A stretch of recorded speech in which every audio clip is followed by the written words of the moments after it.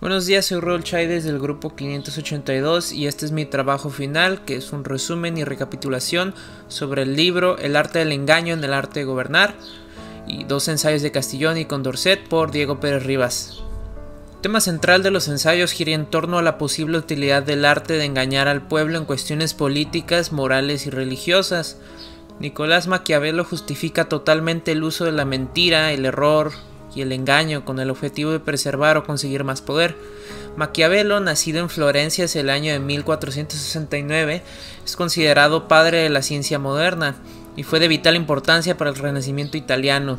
Se conoce su visión como alejada de la moralidad, la religión e incluso de la ética.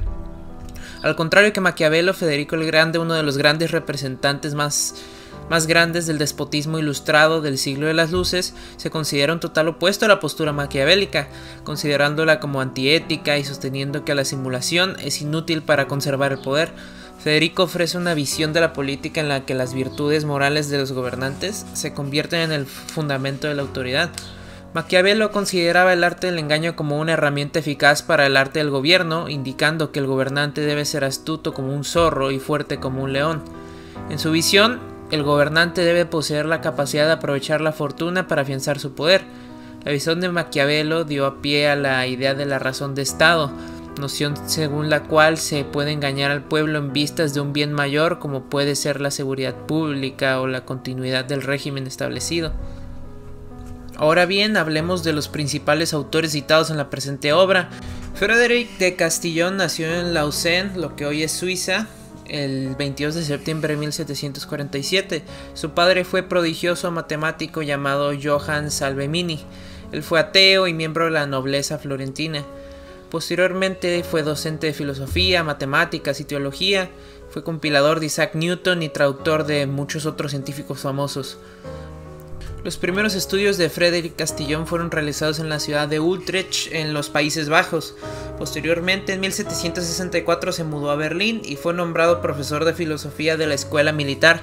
Participó en diversas obras, realizó traducciones del griego al francés y se centró en la teoría musical, su historia, sus instrumentos y las artes en general. Es hasta 1780 que gana el premio de la Real Academia de Berlín, presentando su ensayo titulado «Es útil engañar al pueblo», en el cual en pocas palabras establece la siguiente postura. En su concepción, el arte del engaño es descrito como un instrumento eficiente que sirve sobre todo para manipular a las masas o a los ignorantes, es decir, todos aquellos que no pueden autogobernarse. Engañar al pueblo es solamente útil o conveniente cuando es profundamente necesario para la paz social y obligar a los súbditos a respetar una serie de principios morales universales. Estaba firmemente convencido de que los únicos individuos capaces de conocer la verdad sin probar ningún tipo de infelicidad son los filósofos, y a su vez estos tendrían la obligación de ser cautelosos con las verdades alcanzadas, ocultándose de la luz pública y evitando que los nuevos descubrimientos ocasionen caos en toda la sociedad. El pueblo debe ser ilustrado gradualmente hacia la verdad, pues sacar del error a alguien que no tiene fuerza suficiente para mirar la verdad significaría hacerlo infeliz. Entiéndase como pueblo desde su percepción todos los que han recibido de la naturaleza un espíritu débil y obtuso, así como también todos los que dotados naturalmente de juicio o intuición no lo usan o no lo saben usar porque han sido entorpecidos por la educación recibida. Sin embargo, Castillon no defendió una visión netamente absolutista del poder político, pues la mentira y el engaño son necesarios y éticamente válidos únicamente cuando se usan con la finalidad de promover la felicidad física y moral del pueblo. Además, sería el instrumento menos odioso para hacer valer la autoridad pública comparándolo con el sometimiento físico. Y todo esto debe servir tanto en la política como en la religión, pues es aquí donde ambas coexisten y lo han hecho desde siempre, desde los tiempos de Roma y Esparta. La religión es esencialmente la felicidad moral de las personas y es útil para educarlos moralmente.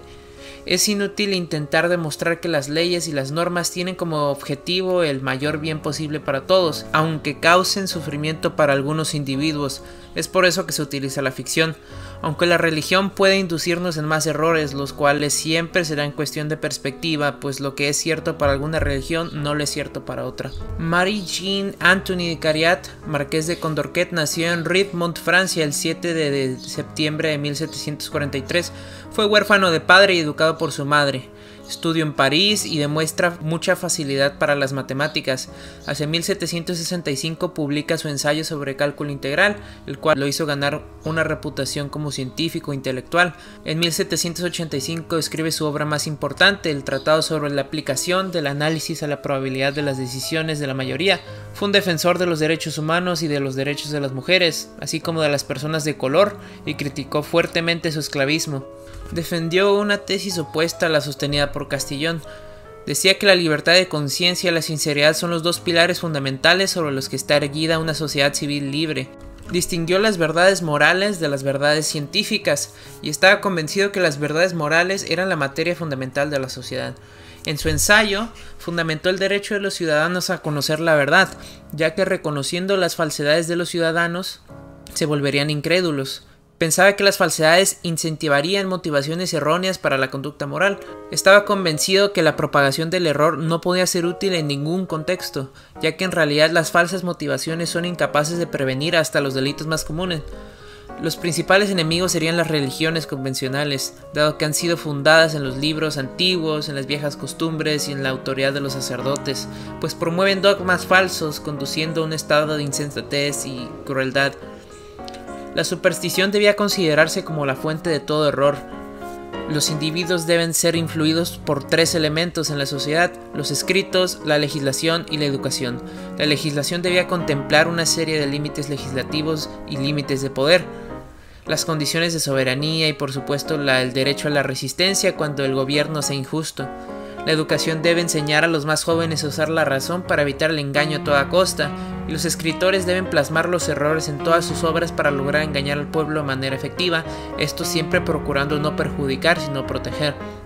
El error debe considerarse como enemigo público, mientras que su difusión debe catalogarse como un delito. En mi opinión personal considero que siempre será válido el arte del engaño en el gobierno, mas no siempre necesario, pues la verdad tarde o temprano sale a la luz, de una manera u otra. Por ende, siempre será mejor ilustrar al pueblo desde un inicio y lidiar con el caos de ahora, que el pueblo descubra su engaño, se vuelvan incrédulos, ocasionen caos, generen más errores, y todo esto por no ser ilustrados gracias a su gobierno. Si aprendiéramos a vivir con la verdad desde un inicio, en vez de vivir del error, sin duda probablemente seríamos más felices. Así que mi respuesta, en resumen, es un sí. Es válido y útil engañar al pueblo, siempre que se preserve la paz y la felicidad del mismo.